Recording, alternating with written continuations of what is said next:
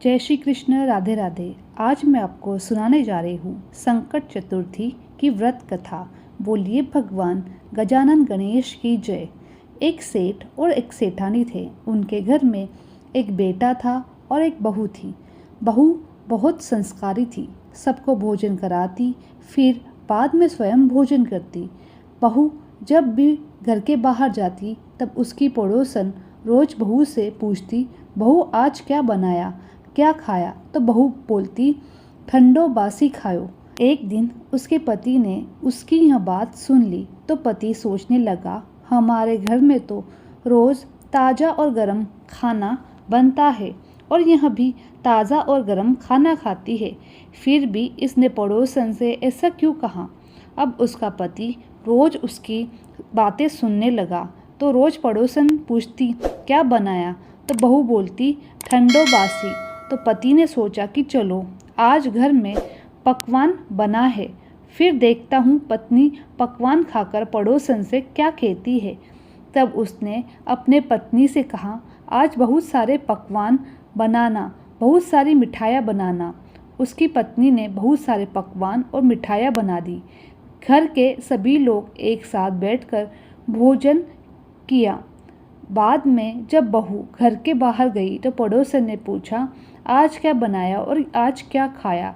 तो पहले की तरह वो बोली, ठंडो बासी खाया। तब सेठ के लड़के ने सोचा कि कोई ना कोई बात ज़रूर है जो मेरी पत्नी रोज़ ऐसा कहती है। तो उसने अपने पत्नी से पूछ ही लिया कि तुम रोज़ पड़ोसन से ठंडो बासी खाया ऐसा क्यों कहती हो, जबकि हम सब ने तो एक साथ बैठकर पकवान खाए हैं, मिठाइयाँ खाई है। तो पत्नी बोली, हम जो खा रहे हैं वह हमारे बाप दादाओं की कमाई है। जिस दिन आप कमा कर लाओगे उस दिन मैं समझूंगी कि हम ताज़ा भोजन कर रहे हैं। पत्नी की बात उसके दिल पर लग गई।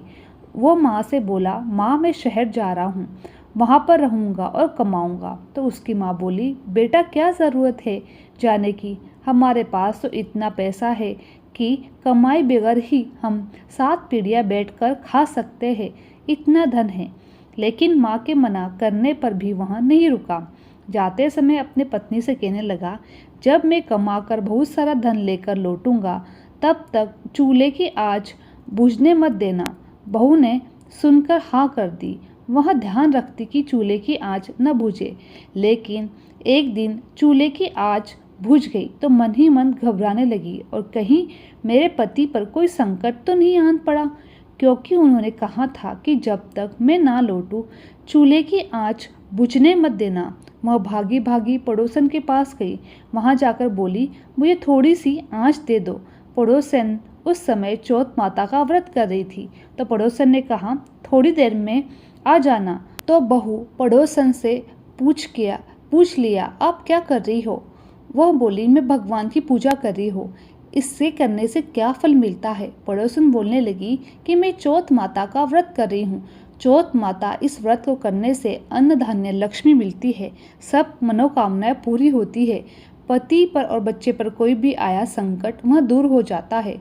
पड़ोसन की सारी बात सुनकर तो पड़ोसन से उसने सारी व्रत विधि पूछी, कथा पूछी। अब बहू भी अगली चौथ से व्रत करने लगी। चौथ माता का उसने दीवार पर चौथ माता बनाई। गुड़ का चूरमा बनाकर रात को चंद्रमा का अर्घ देकर उसने चौथ माता की पूजा की, फिर भोजन किया। ऐसा करते करते बहू के बहुत दिन बीत गए। वह हर दिन अपने पति को याद करती और चौथ माता से प्रार्थना करती, मेरे पति जल्दी घर आ जाए। एक दिन चौथ माता ने बहू के पति को सपने में आकर कहा कि साहूकार के बेटे तू जाग या सो रहा है, तेरी पत्नी घर में तुझे बहुत याद करती है, तू घर जा और उसकी चिंता को दूर कर।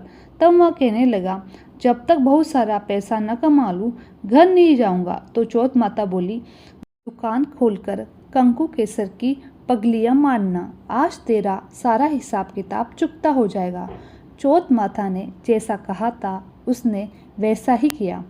उसने जल्दी जल्दी में अपने घर जाने की तैयारी शुरू कर दी। गाड़ी भरकर धन दौलत के साथ चल दिया। रास्ते में एक बड़ा सा काला नाग मिला।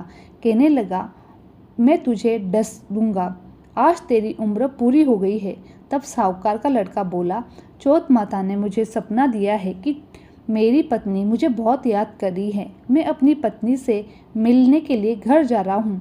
मेरी पत्नी बड़ी चिंता में है, उससे मिलकर आ जाऊँगा, तब तू मुझे डस लेना। तब नाग देवता बोले, शपथ लेकर जाओ तो तुम्हें जाने दूंगा, अगर लौट कर नहीं आए तो मैं तुम्हारे घर पर आकर तुझे डस लूँगा। तो नाग देवता को उसने वचन दिया। साहूकार का लड़का अपने घर पर पहुंच गया, सभी से हंसी खुशी से मिला, लेकिन भोजन करके उदास होकर बैठ गया। तब उसकी पत्नी ने उदास होने का कारण पूछा। तब उसने पत्नी से नाग वाली सारी बात बता दी। बोला, अगर मैं नहीं जाऊंगा तो वह घर आकर मुझे डसेगा। उसकी पत्नी बहुत समझदार थी, बोली, आप बिल्कुल भी चिंता मत करो, आराम से लेट जाओ।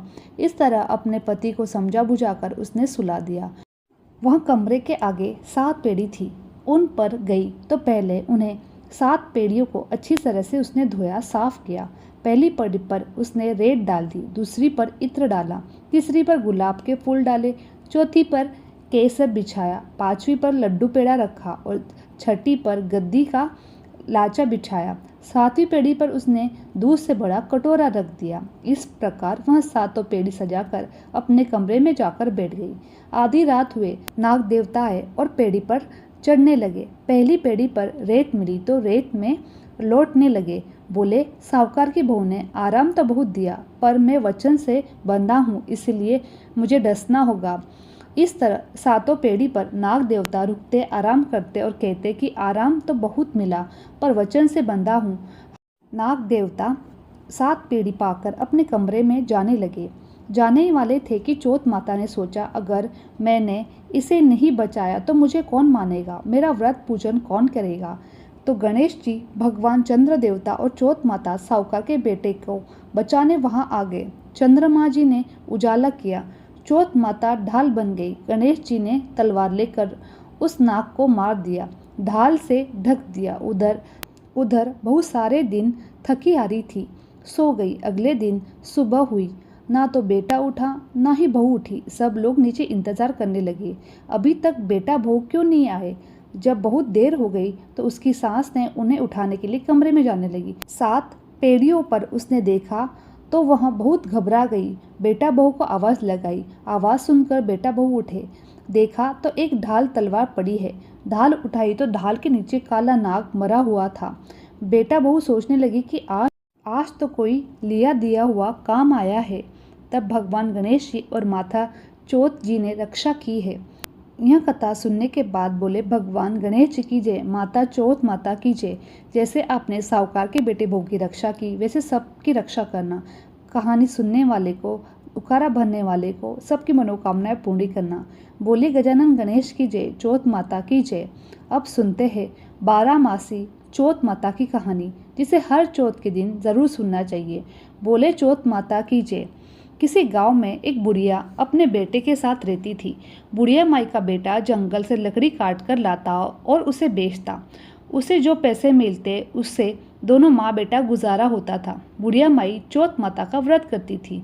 गणेश चौथ पर व्रत की पूजा करती और अपने बेटे के सलामती के लिए, उसकी खुशी के लिए चौथ माता से प्रार्थना करती। उसका बेटा जब जंगल से लकड़ी काट कर लाता तो उसमें से 2 लकड़ियाँ निकालकर छुपा कर रखती। चौथ का दिन आते ही वह लकड़ियाँ बेचकर चौथ माता की पूजा का सामान ले आती और 4 लड्डू बनाती। एक गणेश भगवान को चढ़ाती, एक चौथ माता को और एक अपने बेटे को खाने को देती और एक भगवान चंद्रदेव की पूजा करने के बाद खुद खा लेती। इस तरह दोनों माँ बेटे मज़े में गुजारा कर रहे थे। एक दिन की बात है, चौथ का दिन था। बेटा किसी काम से पड़ोसन के घर चला गया और देखा पड़ोसन ने चूरमा बना रही थी। बोला, ताई आज कौन सा त्यौहार है, तू पकवान बना रही है। तो पड़ोसन बोली, आज तो चौथ का दिन है, इसीलिए मैं चूरमा बना रही हूँ। वह कहने लगा, वाह आज तो आपके मज़े होंगे। वह बोली कि हाँ, हम तो एक ही दिन मज़े लेते हैं, पर तेरी माँ तो हर महीने मज़े लेती है, हर महीने चौथ का व्रत करती है और चूरमा बनाती है, क्या तुझे खाने को नहीं देती। वह कहने लगा कि देती है, लेकिन पड़ोसन ने तो उसके कान भर दिए। बोली, तू इतना मेहनत करके जंगल से लकड़ी काट कर लाता है, लेकिन तेरी माँ उसमें से छुपा कर लकड़ियाँ रख देती है, उसको बेचकर चौथ माता की पूजा का सामान लाती है। लड़का पड़ोसन की सिखाई में आ गया, गुस्से में भरा अपने घर को आया और माँ से बोला, माँ मैं इतनी मेहनत करके जंगल से लकड़ियाँ काट कर लाता हूँ और तू उससे छुपा कर रख देती है। यह सब अब नहीं चलेगा, या तू मुझे छोड़ दे या चौथ माता का व्रत करना छोड़ दे। तब माँ बोली, बेटे तेरे लिए मैं चौथ माता का व्रत करती हूँ, तुझे छोड़ देती हूँ पर व्रत करना नहीं छोड़ूंगी। अब तो बेटे को और भी गुस्सा आ गया। वह बोला, ठीक है, अगर तुम्हारी यही इच्छा है तो मैं घर छोड़कर चला जाता हूँ। तब उसकी माँ बोली, देख ले बेटा, तेरी जैसी मर्जी हो तैसे करना, अब तू जा ही रहा है तो मेरी एक बात मान ले, हाथ में यह थोड़े से चावल ले जा। जब किसी संकट में होगा तो चारों तरफ चावल बिखेर कर बैठ जाना, तेरे संकट दूर हो जाएंगे। वैसे तो बेटे को इन सब बातों पर यकीन नहीं था, फिर भी सोचने लगा, चलो ले जाने में क्या ही हर्ज है। अपने माँ के हाथ से चावल लेकर निकल गया। घर से निकला थोड़ी ही दूर तो रास्ते में एक नदी बह रही थी, बहुत गहरी नदी थी, पार करने के लिए कोई रास्ता नहीं था। तब उसने माँ की बात याद आ गई, जहाँ भी संकट हो चावल बिखर कर बैठ जाना, तेरा संकट दूर हो जाएगा। उसने चावल निकाले और थोड़े चावल बिखेर कर चारों तरफ बैठ गया।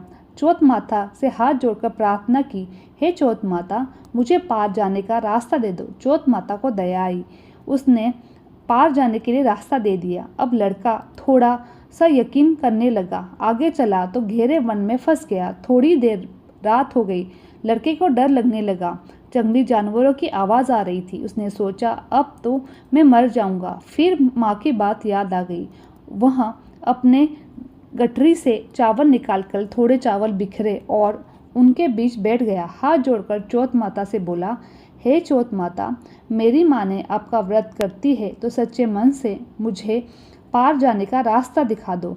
चौथ माता ने फिर से पार जाने का रास्ता दिखा दिया। चौथ माता भला उसकी रक्षा कैसे न करती। उसकी माँ ने उसकी सुरक्षा के लिए चौथ माता का व्रत करती थी। मन से बाहर निकलने का रास्ता मिल गया। थोड़ी दूर आगे चला तो एक नगर आया। उस लड़के को भूख प्यास लगने लगी। उसने सोचा कि कहीं रुककर भोजन कर लेता हूँ। एक घर के आगे रुका, आवाज़ लगाई तो अंदर से कोई आवाज़ नहीं आई, किसी ने नहीं सुनी उसकी आवाज़। तो वह अंदर चला गया, जाकर देखा तो एक बुढ़िया माई रो रही थी और रोती जा रही थी और पुए बनाती जा रही थी। अब स्वादिष्ट पुए देखकर उसकी भूख और भी तेज हो गई। उसने बुढ़िया माई से पूछा, माई क्या कर रही हो और रो भी रही हो, पुए भी बना रही हो? तो बुढ़िया माई बोली, हाँ बेटा, यह पुए अपने बेटे के लिए बना रही हूँ। उसे पुए बहुत पसंद है और रो रही थी क्योंकि वह आखिरी बार आज मेरे हाथ से पुए खाएगा। थोड़ी देर में राजा के लोग आएंगे और उसे ले जाएंगे, जाकर आवे में बिठा देंगे। हमारी यहाँ तो यही प्रथा है, जब आवा जलता है तो एक आदमी की बलि दी जाती है। आज मेरे बेटे का नंबर है। वह कहने लगा, माई एक काम कर, तू ये पुए मुझे खिला दे और तेरे बेटे की जगह मुझे आवे में जाकर बिठा दे। अब बुढ़िया माई तो उसके मुंह की तरफ देखने लगी।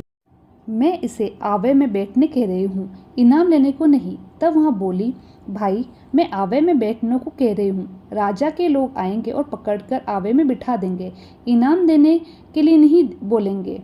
चिंता मत कर माई, यह पुए मुझे खिला दो, बहुत जोर से भूख लग रही है, तुम अपने बेटे की चिंता मत करो। तब बुढ़िया माई ने उसे पेट भर पुए खिला दिए।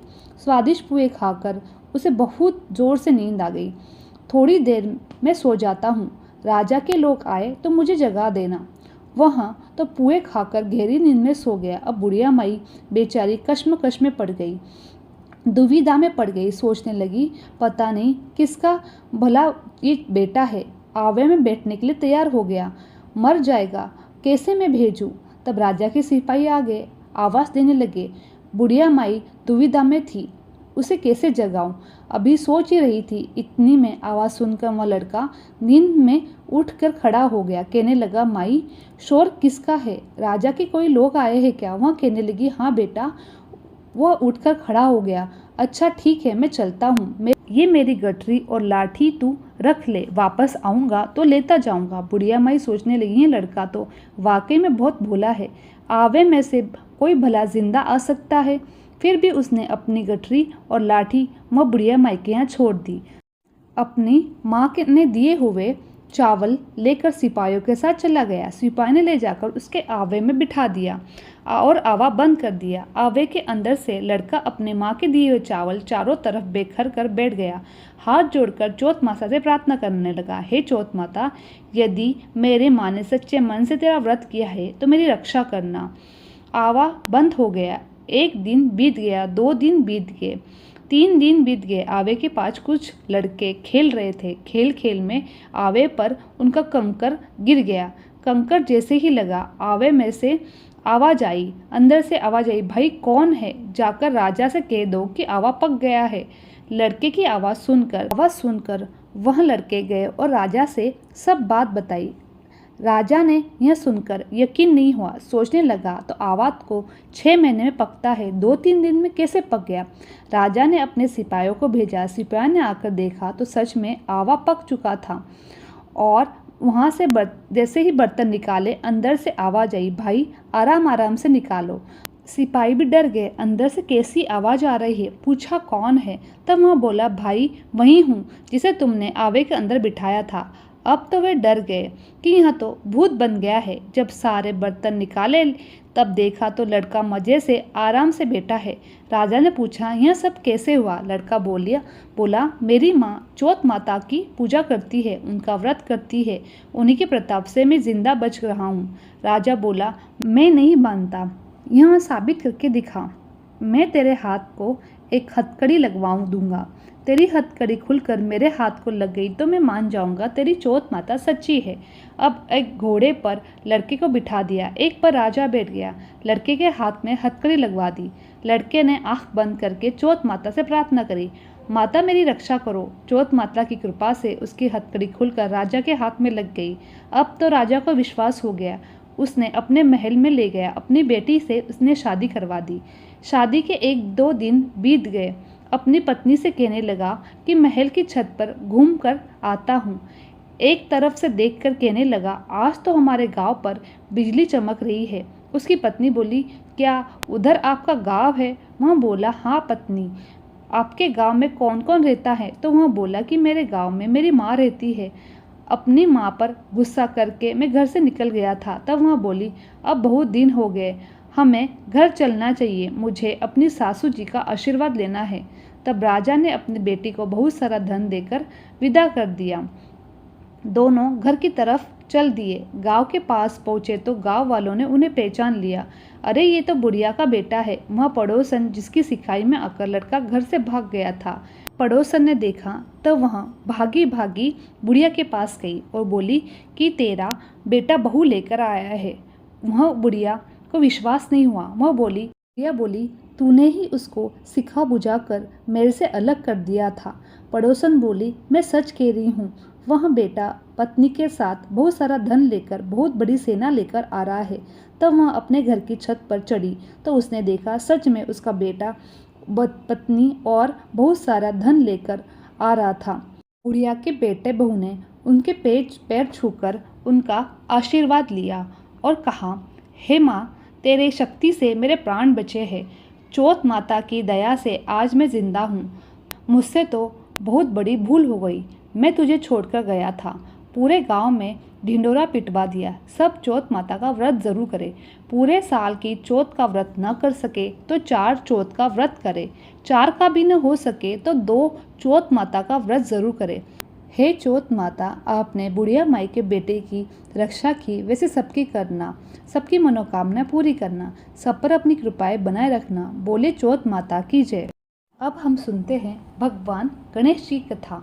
एक बुढ़िया थी, वह बहुत ही गरीब और दृष्टिहीन थी। उसका एक बेटा और बहू थे। वह बुढ़िया सदैव गणेश जी की पूजा किया करती थी। एक दिन गणेश जी प्रकट होकर उस बुढ़िया से बोले, बुढ़िया माँ, तू जो चाहे मांग ले। बुढ़िया बोली, मुझसे तो मांगना नहीं आता, कैसे और क्या मांगूं? तब गणेश जी बोले, अपने बेटे बहू से पूछ कर मांग ले। तब बुढ़िया ने अपने बेटे से कहा, गणेश जी कहते हैं कि तू कुछ मांग ले, बता मैं क्या मांगूं? पुत्र ने कहा, माँ तू धन मांग ले। बहू से पूछा, बहू ने कहा, नाती मांग ले। तब बुढ़िया ने सोचा कि ये अपने अपने मतलब की बात कह रहे हैं।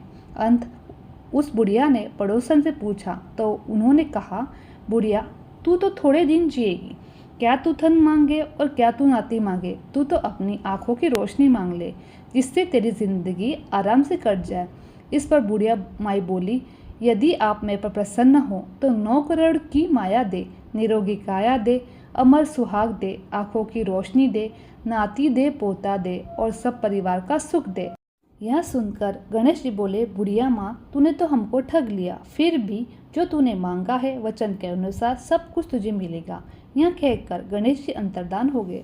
उधर बुढ़िया माई ने जो कुछ मांगा वह सब कुछ मिल गया। हे गणेश जी महाराज, जैसे तुमने उस बुढ़िया माई को सब कुछ दिया वैसे सबको कहना। कहानी सुनते वाले को, हुकारा भरने वाले को, सब परिवार का देना। बोलो गणेश जी महाराज की जय, चौथ माता की जय। मेरी वीडियो आप लोगों को अच्छी लगी तो मेरे चैनल को लाइक, शेयर और सब्सक्राइब करना ना भूलें। आप सभी का धन्यवाद।